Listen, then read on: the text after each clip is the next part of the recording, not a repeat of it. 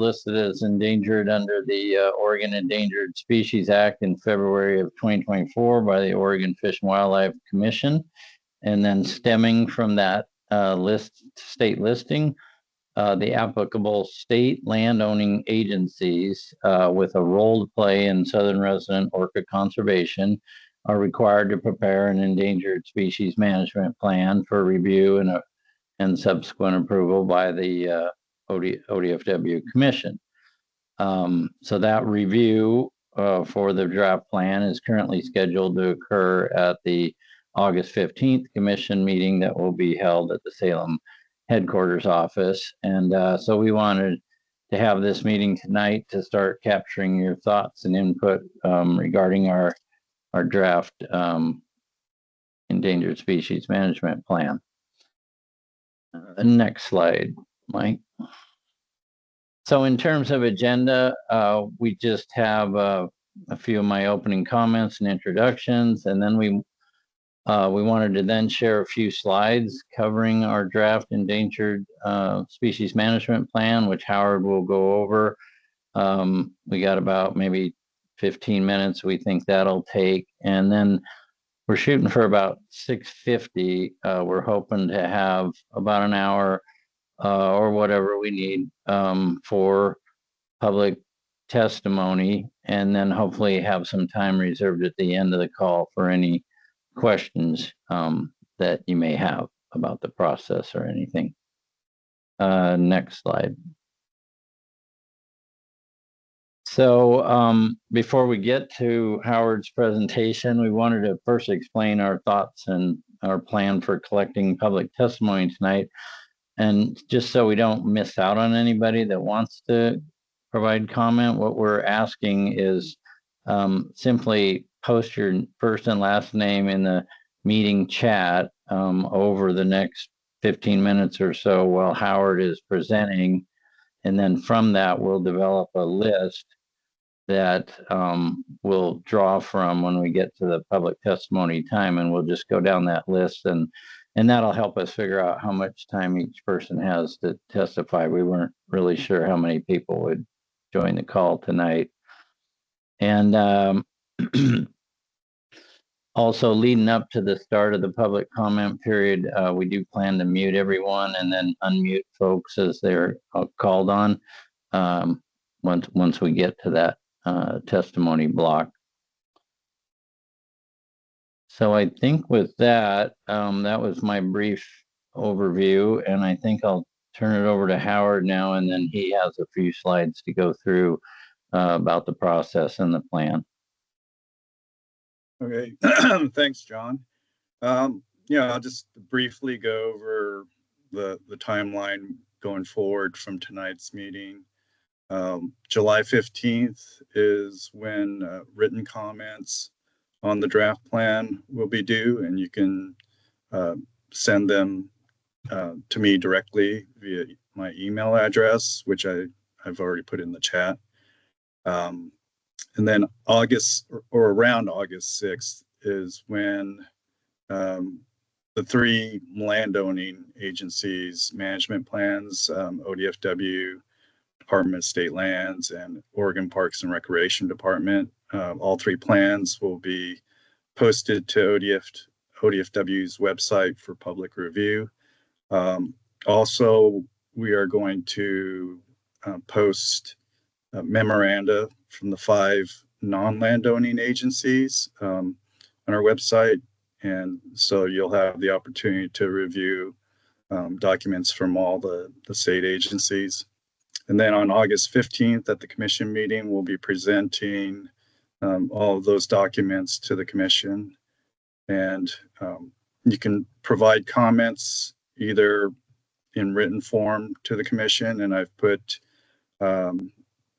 the link in the chat for the portal for comments to the commission, or you can provide testimony at the meeting itself.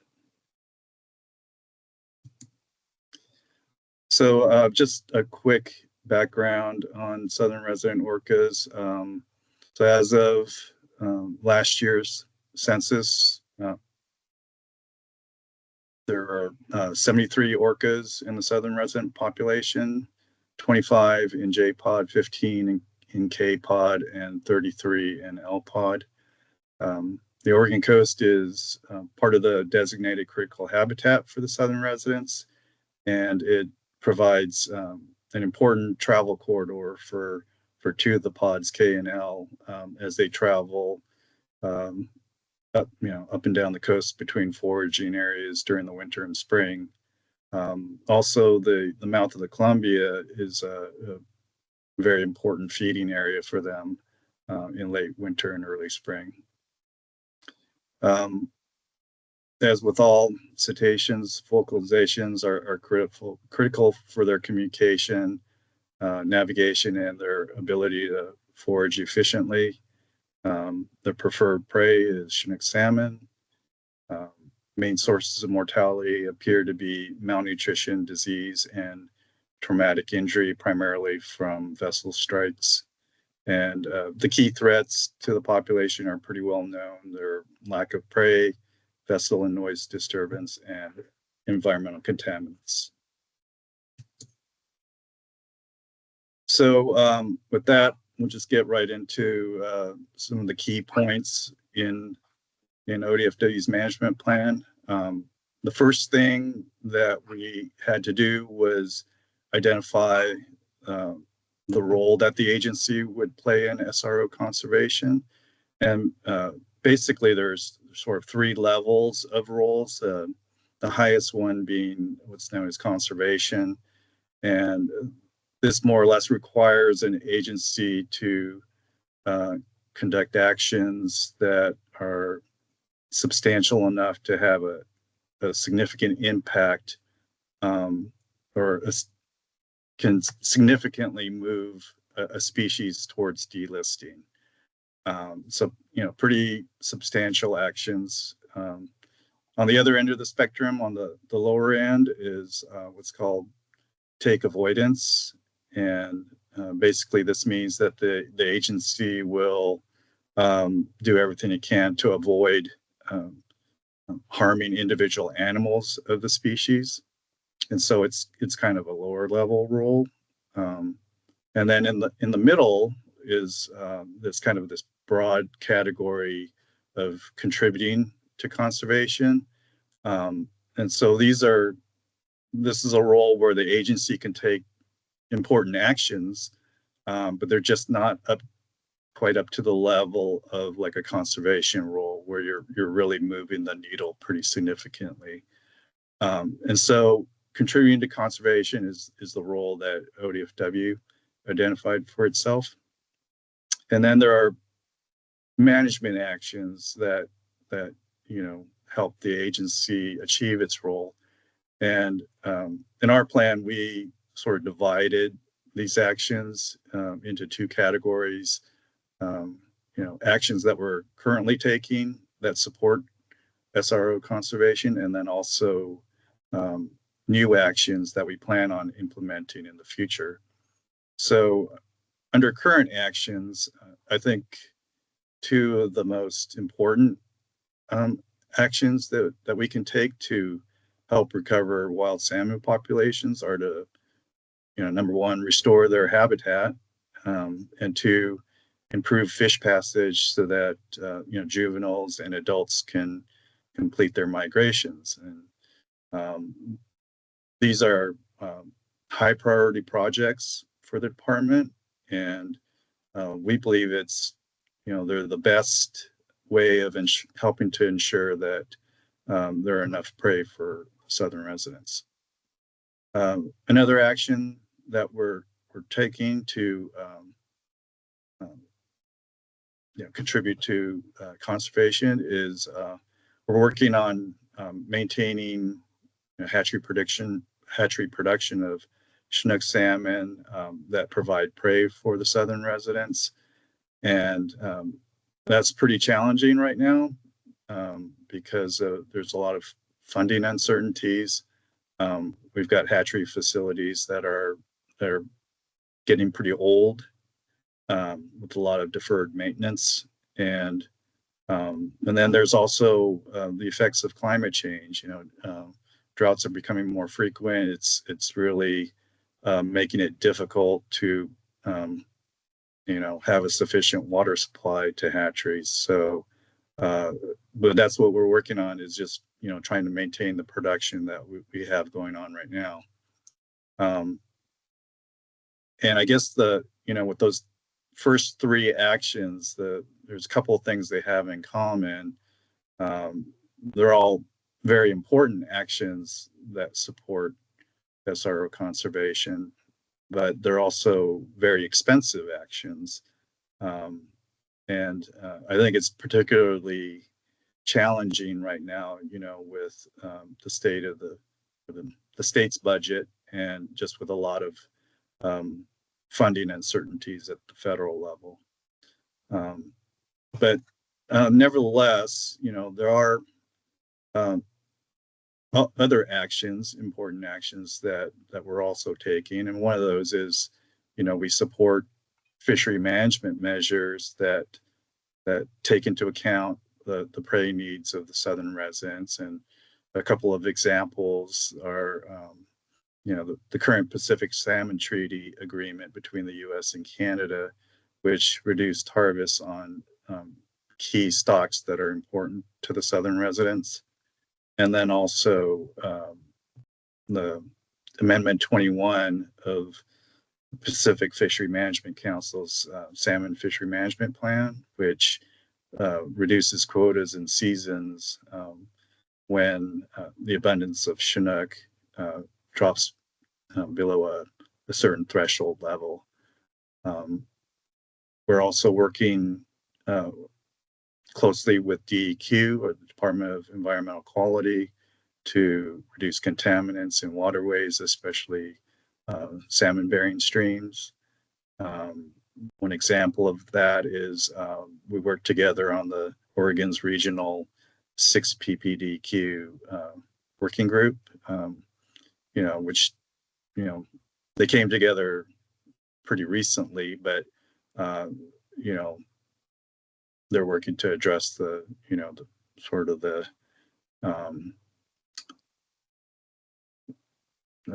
more recent threat, I guess, from, or at least, we've recently become aware of the threat of 6-PPDQ and how lethal it is on some salmon. And we also work with other state agencies on review teams to assess applications for development projects in Oregon's territorial sea. I think one benefit lately is that we've, with recent satellite tagging studies, we've gotten a lot better information as far as like when southern resident orcas are in Oregon waters, where within that territorial sea they migrate. So that helps us to identify work windows for projects, or to recommend appropriate mitigation measures. And then we're also conducting a lot of outreach and education, especially right after the listing last year. We immediately wanted to try to increase awareness of the southern resident orcas and their situation, and the connection between that population and Oregon's. So we developed a website that was, or a webpage that was dedicated to the southern residents. We post stories and information on our social media channels to try to get the word out. We also conduct interviews with the media to try to broadcast as much information out there as we can. And our plan is to continue those sort of core outreach and education efforts. So moving on to new actions in the plan. One of the things we want to look at is whether we can increase hatchery production of Chinook salmon to provide additional prey for the southern residents. And that's going to require sort of a two-step process. The first being that we need to look at whether it's even feasible from a logistical standpoint to increase production. You know, are there enough brood stock to collect eggs? Is there sufficient rearing space? You know, where would we release additional smolts? And so there's a lot of questions that would need to be answered first. And then if we did find that it was feasible to enhance production, then we would look at trying to obtain funding either through the Pacific Salmon Treaty or through the state legislature. But that's something we want to at least look into. Another thing we want to investigate is addressing potential vessel disturbance of orcas or southern residents in Oregon waters. I mean, we know that boaters occasionally encounter southern residents in state waters, and so there's at least the potential for vessel disturbance.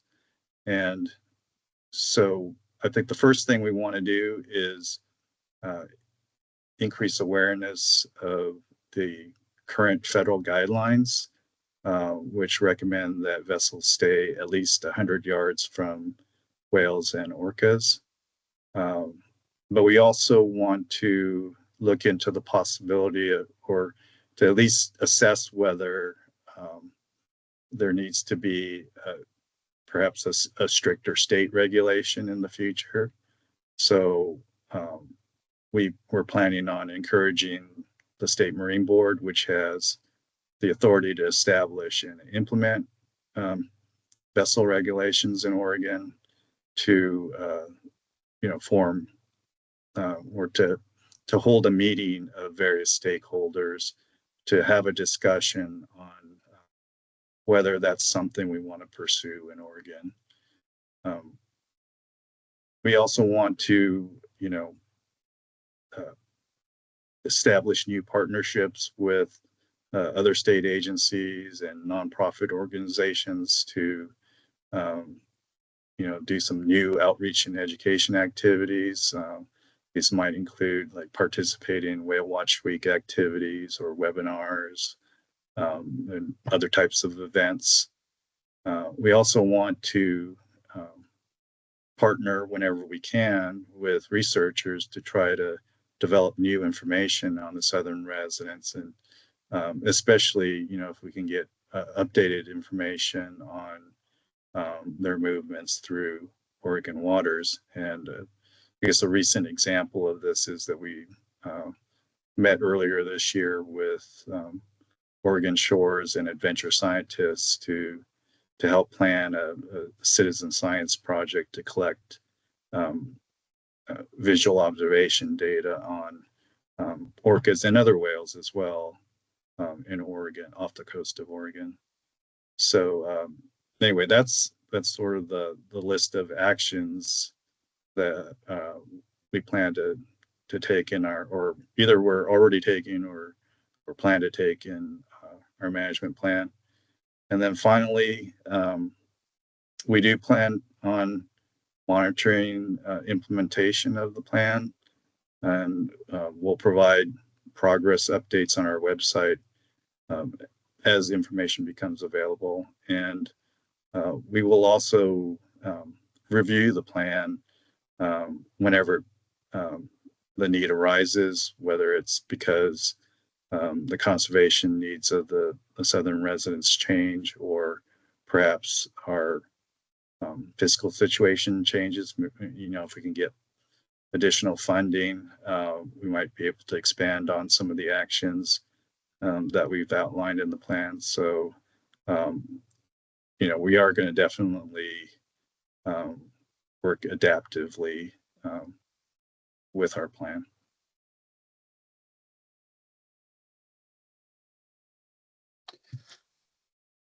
All right, thanks, Howard. Appreciate that. So we're pretty much on time with what we were thinking. However, I don't think we have a lot of folks signed up for public testimony. We had about an hour reserved for that, and if I'm not mistaken, we just have one person signed up. So, I think what we'll do is start with Emma Halverson, and then we'll just see if anybody else, wants to jump on, and we'll play it by ear. And if we don't have significant testimony, then we can gravitate towards Q&A, but we'll give folks a chance here. So, reminder though, if you do want to testify, what we're asking for, oh, we have Amy there, thank you, is to add your name first and last to the chat, and then that gives us something to draw on for. Oh, okay, Amy's out. All right, well, let's just get started. So, first person we have for public testimony is Emma Halverson.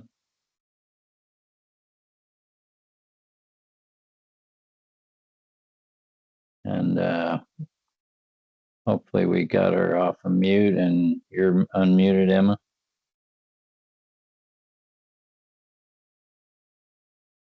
Emma says she can't unmute.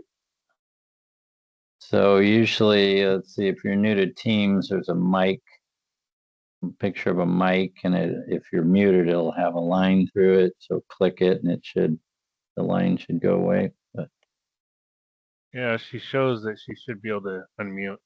blurred out. So that must, Mike, give us a second. I think Mike is maybe working on. It's blurred out for everybody except for Emma. She should be able to. Let me disable her again, then enable her. We're working the bugs out here. We'll make sure you get a chance. But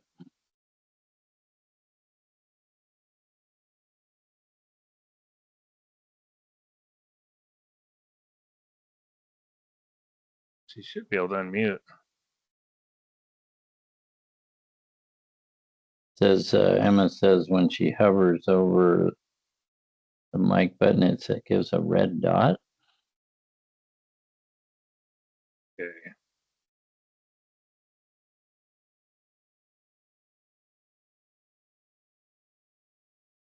What does it say now?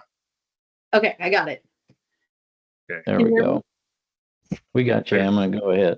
Okay, perfect. Thanks. Wouldn't be a Zoom meeting without a little technical difficulties.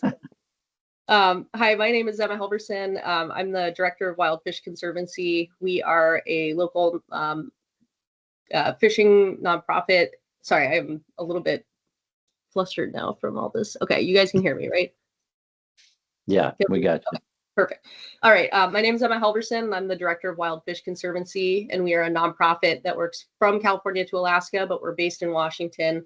And our mission is the recovery of wild fish and their ecosystems, which of course includes killer whales. And I really look at killer whales as a mirror of what's going on with Chinook and this crisis we're seeing with Chinook up and down the coast. And just really wanted to thank all of the commissioners and all of the staff for this, for the extra protections for these whales, and also for this exercise, which I think is just so needed. And I really truly believe, just through working on these issues, working with killer whale scientists as frequently as I do, that we need a real coast-wide kind of coalition, because we can't solve these issues independently. So I really think Oregon jumping in with this plan, it's just super opportune. And one thing the reason I wanted to come and testify is because I think this is an opportune time for two reasons. The first is that for regions like where I live in Washington and British Columbia, there's already been recovery actions that have been implemented, in some cases almost for a decade now. And we can look at those examples to say, are we seeing the success that we hope to see, or are we seeing less success? And really use this time to reevaluate. And then the second thing I wanted to make sure that all of you are aware of, and I'm sure someone has forwarded this, but just 2 days ago, kind of in the same vein, there was a new report that came out, and I can send this via email, but it's called Strengthening Recovery Actions for Southern Resident Killer Whales. And this is a result of an independent science panel that met in Canada, in Vancouver. And we're talking scientists, 31 scientists from the United States, BC, even the EU, representing universities and federal agencies and NGOs as well. And so these 31 scientists got together and asked that question, what are we doing and is it working? What is the efficacy of, our actions to date? And what was interesting about this report is that it's going through that exercise and then saying in the places where they're not seeing the success that they want, what is the pathway to recovery, looking at the science.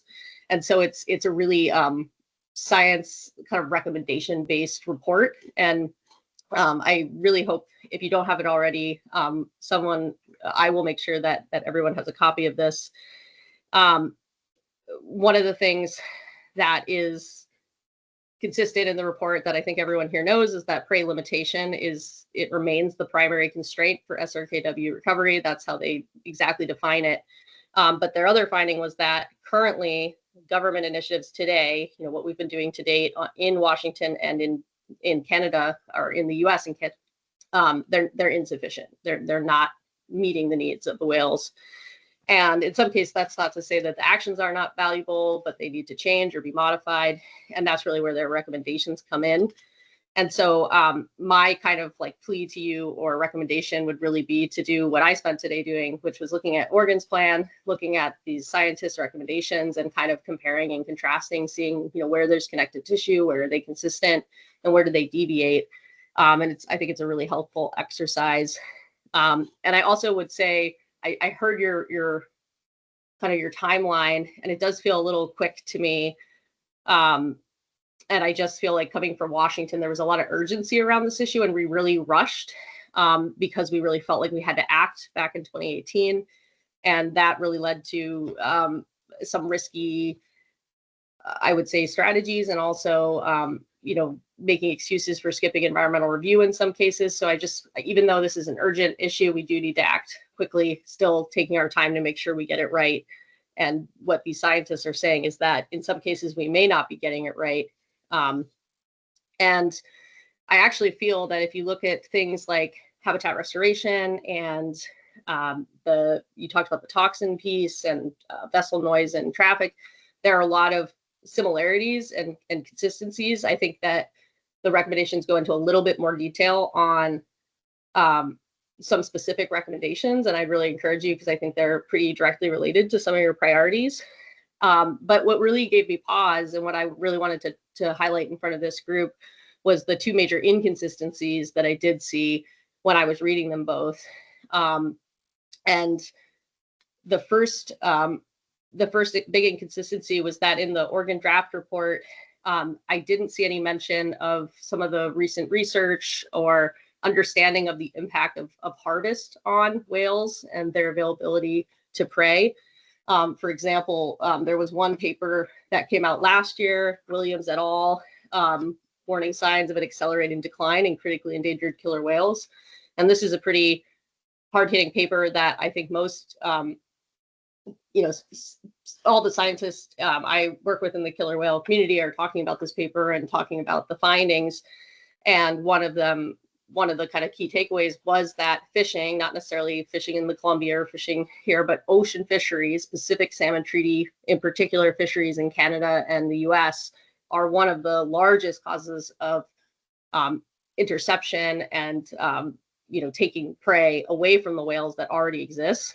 And so, just to drive that point home, in this report that just came out 2 days ago, when it came to their specific summary of recommendations for the issue that is the biggest issue, how are we going to, in short term, provide quality, abundant, and access to prey, every single one of their 6 recommendations have to do with harvest and harvest practice concerns, and then also solutions that are both scientifically and politically realistic, and that we can potentially implement to alleviate some of those pressures. And then I know Amy would like to speak, or others maybe. So the last thing I'll say, and also on the harvest issue, and is that I heard earlier talk about Amendment 21 and some of the Pacific Salmon Treaty funding. And that is something that's in the Oregon report, but is actually pointed out in this scientific report as being something that is causing harm to the whales. So I do think that is something that I would kind of look into and try to understand where are those inconsistencies between what these independent scientists are saying.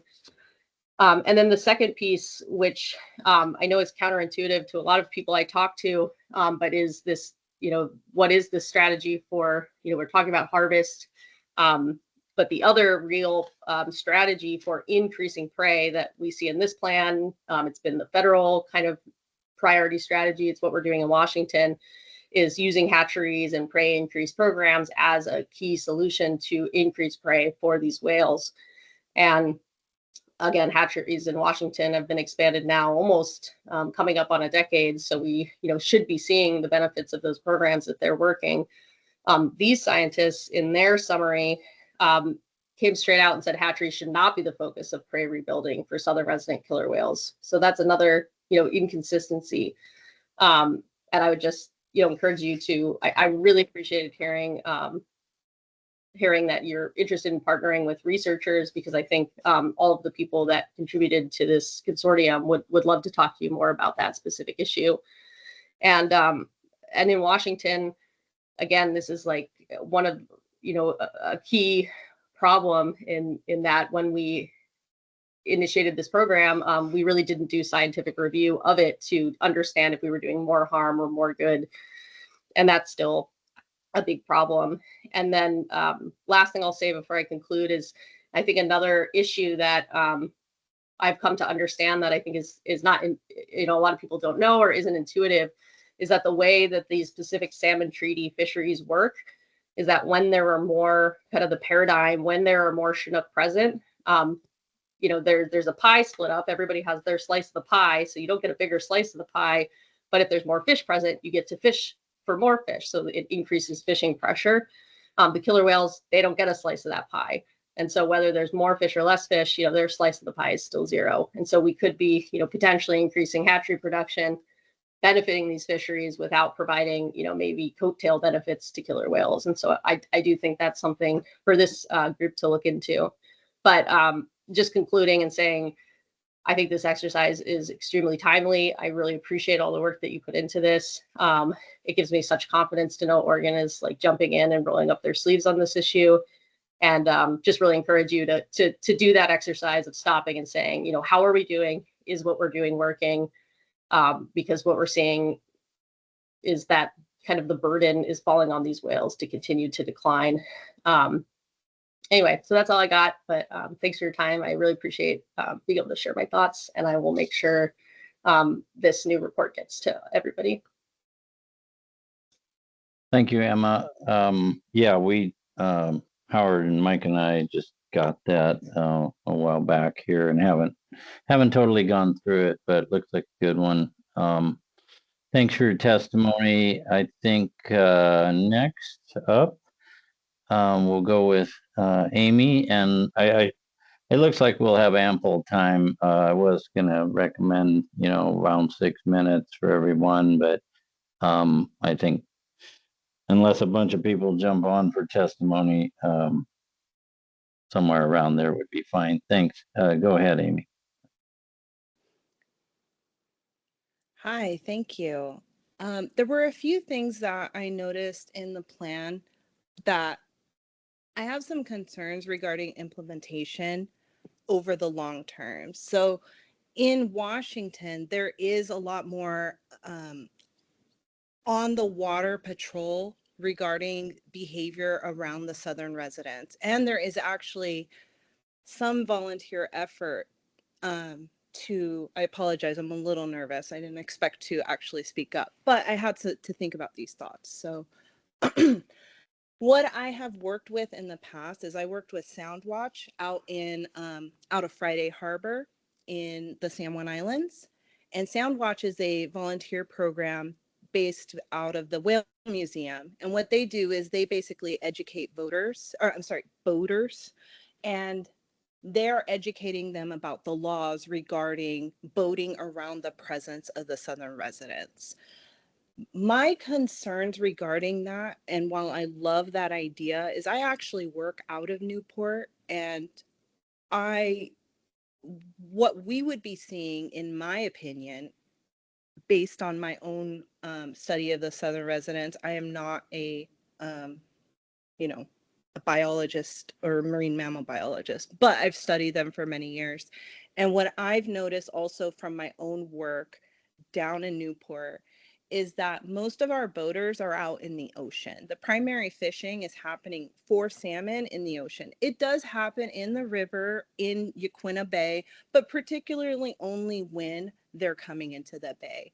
Most of the fish that we see coming in general are primarily for salmon or coho.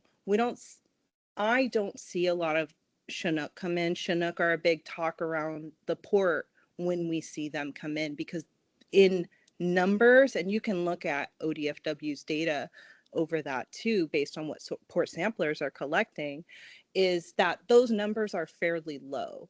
But we also know that research shows that the southern residents do consume coho salmon during certain times of the year.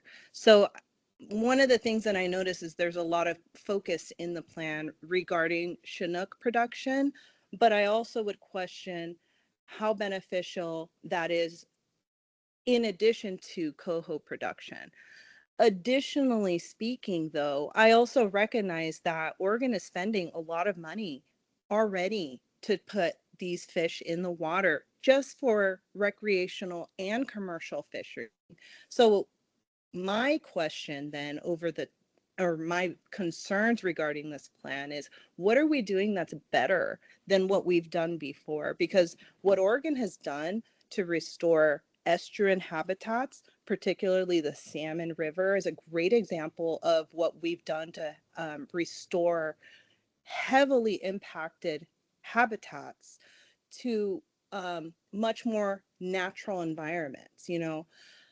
So what we're seeing though is, are we seeing a result from that? And what are we going to do more in addition? Because Oregon is very much a big salmon state. People here, it is very culturally significant, not only for Native people, but also for anyone who lives here and people who visit the area.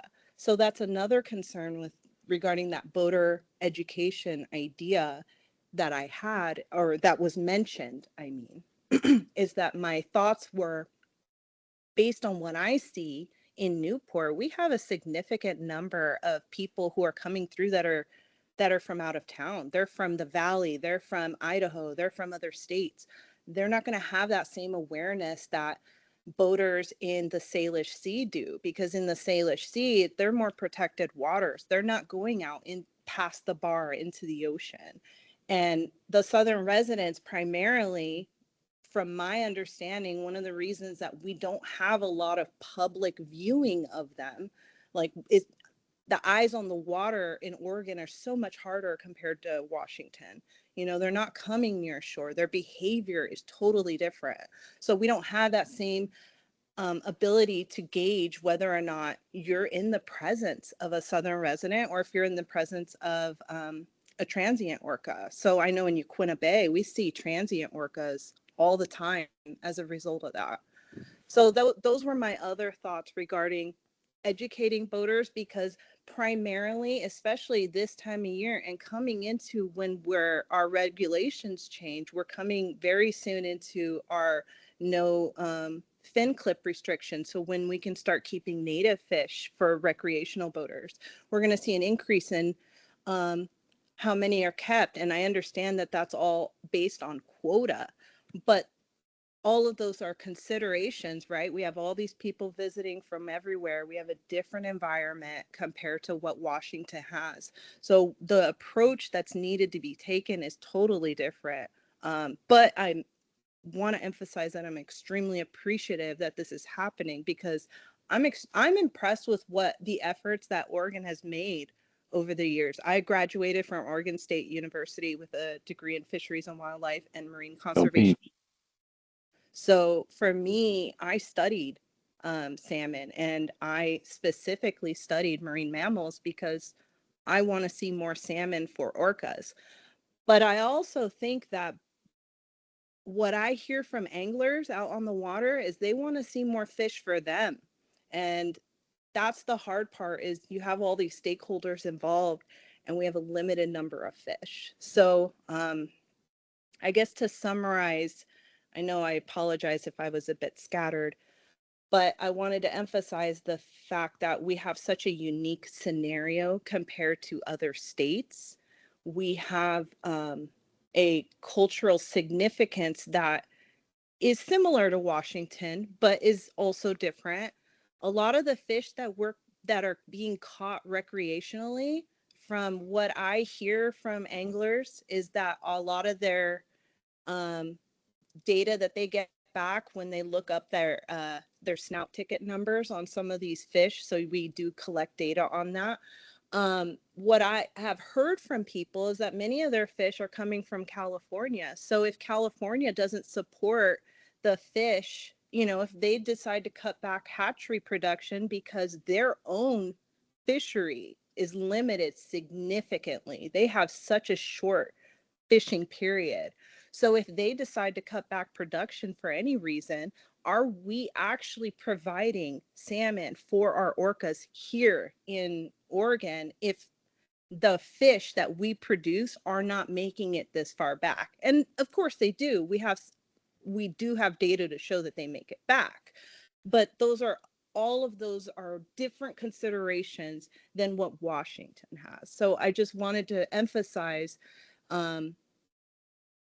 the pressure and additional challenge that you all have, and I appreciate, of creating a plan that is similar to what you've seen in other places, but also very unique to the needs of the local community and the environment in which the orcas' behavior is very much different from what many of our primary studies are showing. Most of our studies are based on their behavior further north of here.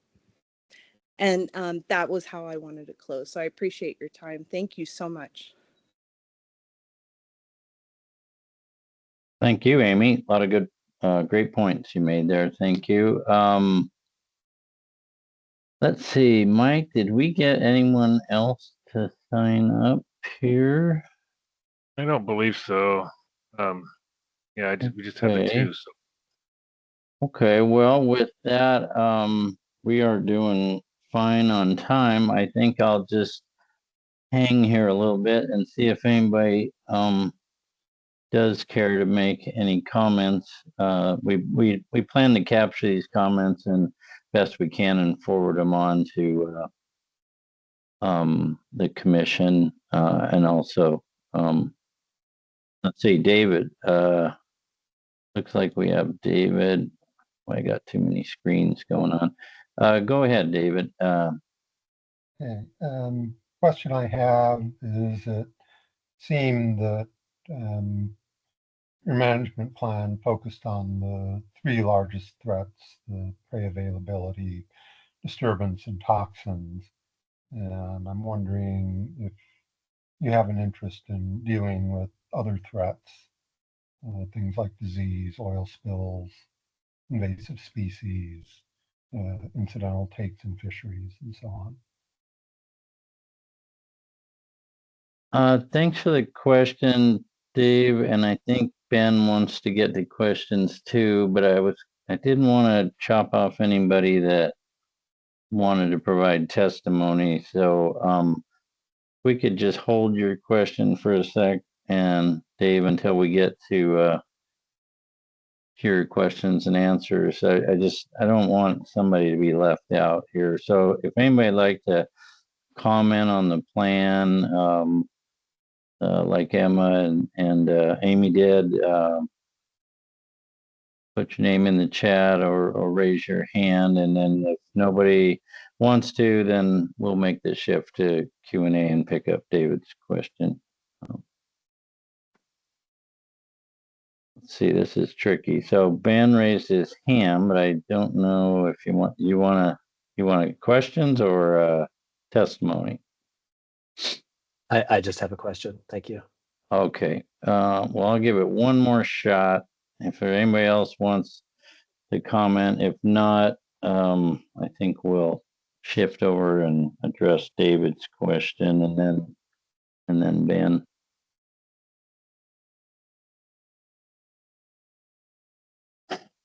Okay, so Dave, I think you asked that, or commented that our plan is pretty much focused on three main threats, but were we open to some of the other identified threats? And I think we are.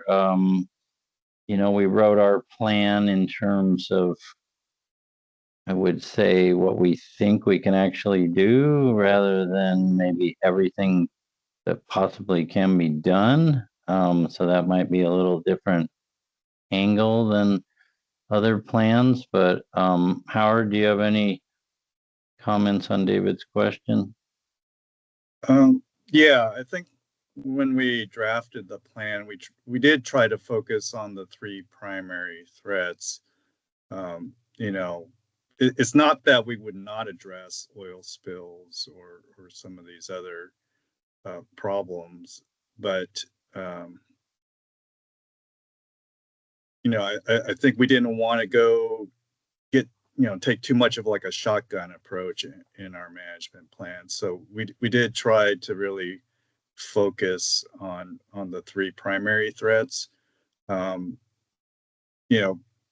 But in my discussions with other agencies like DEQ, which actually has the lead, they're the lead state agency on oil spills. I mean, we definitely would be coordinating with them if there was a spill, or even in the planning and preparation phase. So it just because I guess what I'm trying to say is, just because it's not addressed in the plan doesn't mean that we wouldn't be participating in addressing other issues.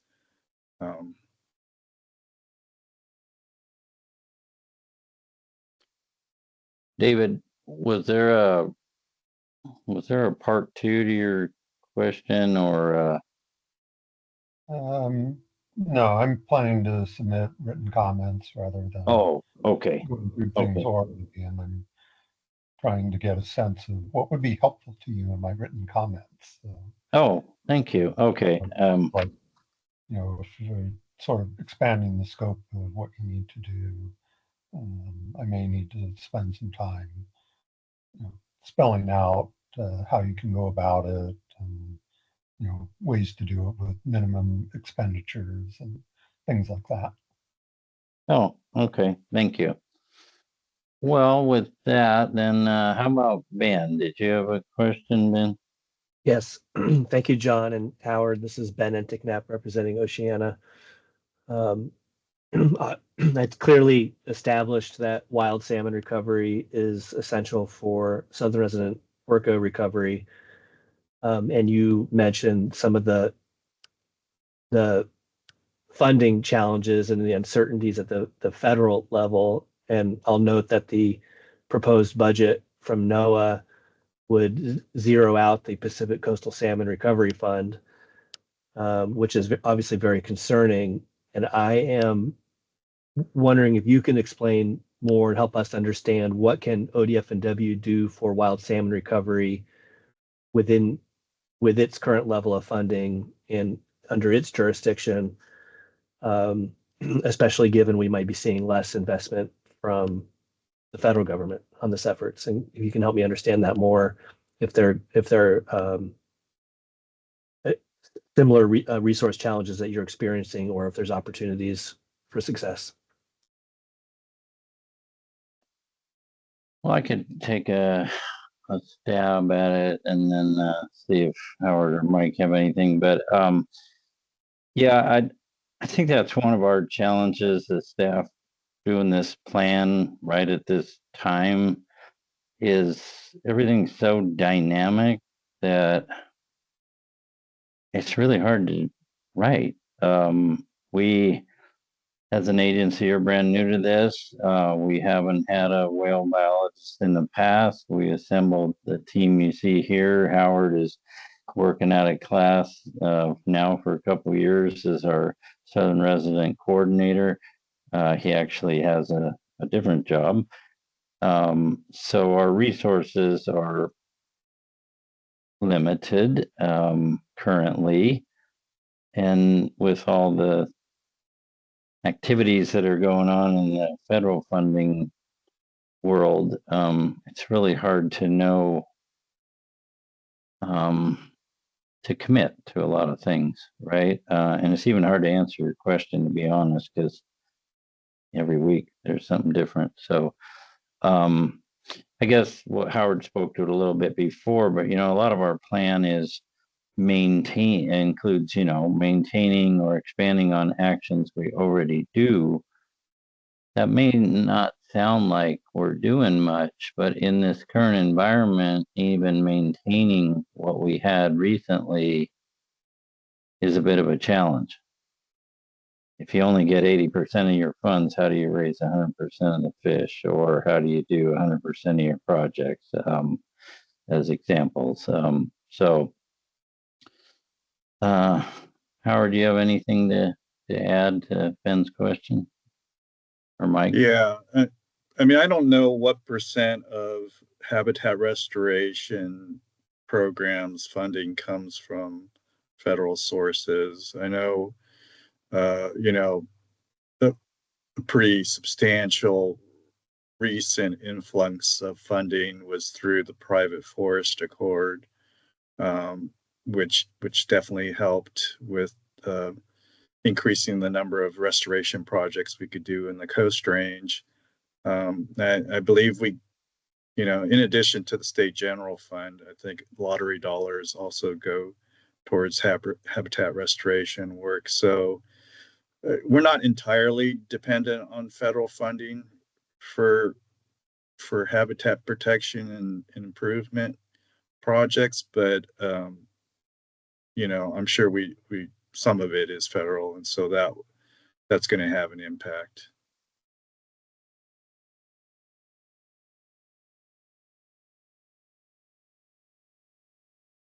Ben, did we sorry, did we cover your No, question? that was really helpful.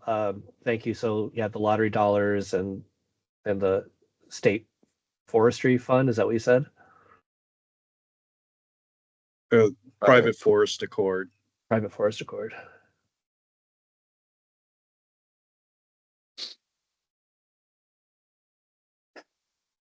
Do we have any other questions, or heck, we even got time for additional testimony if anybody wants to.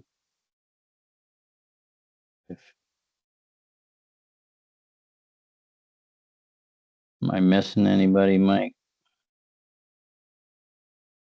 Oh, David. Go ahead, David. I guess I'll make a comment on Amendment 21 that was mentioned earlier, and that does kind of set aside a floor for how much fish need to be in a run to, in principle, give the whales enough to eat. One of the problems with that is that any actions you take to increase prey abundance may be blocked by increased fishery quotas before those fish get back to southern resident habitat. So, there needs to be interaction between ODFW, the fishery management councils, and the other states that manage fisheries, and what the Canadian government does, so that any action you take to increase prey abundance in the name of killer whales actually reaches the killer whales. I think there's also a need to increase prey abundance to meet tribal treaty rights, and there are a lot of people who would like to do a lot more fishing than they can do right now. So increasing prey abundance has a lot of benefits to it, and there are lots of ways of going about that. But Amendment 21 is kind of a double-edged sword. It's kind of designed to keep the killer whale population where it is now and not allow it to increase. So, if you are going to bill something as more fish for the whales, there needs to be an amendment to Amendment 21 to ensure those fish are actually available to the whales.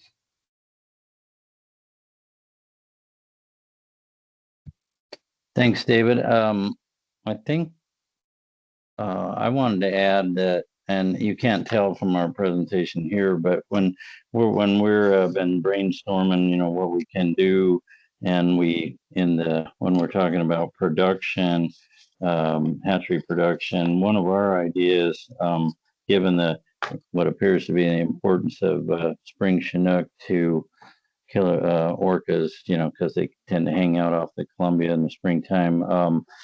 When we're thinking about projects there, we're kind of thinking about enhanced opportunity to enhance spring Chinook in the Columbia, which are not intercepted in ocean fisheries very much.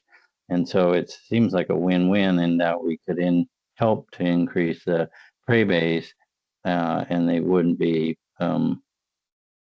It's and then the harvest could occur once they're back inside the river, if there is harvest, but they're just not intercepted in ocean fisheries at a high rate. So if we were going to invest our money in something, that probably would be one of our priorities, if we were to secure some funds for increased production. So anything to add to that, Howard?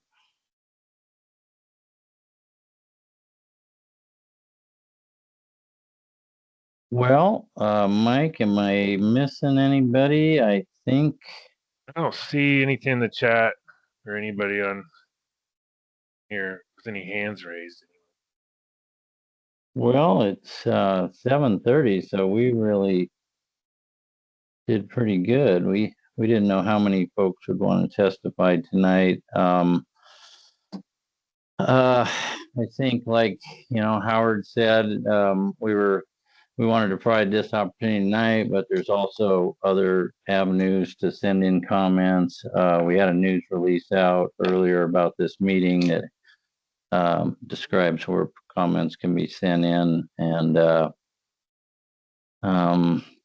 if unless there's anything else, I think we're probably close to wrapping this up. Howard, did you have any? Let's see, you got your email address in the comments, did you? If anybody wants them to send comments to you.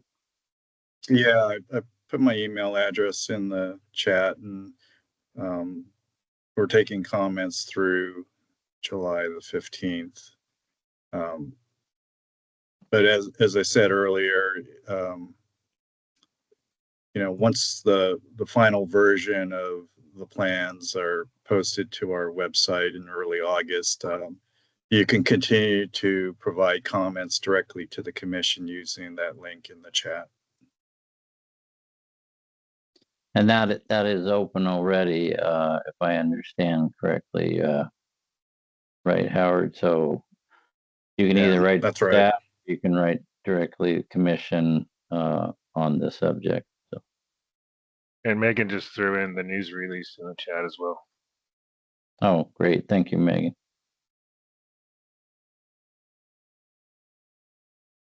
All right. Well, it seems like we've covered everything we want to. I appreciate everybody's time. And if you have any questions, you can reach out to us, but we'll continue working towards that August commission meeting. I think it's the 15th, and that's when we'll be presenting the ODFW and other agency plans. So much appreciated, everyone. And I guess we'll conclude the meeting.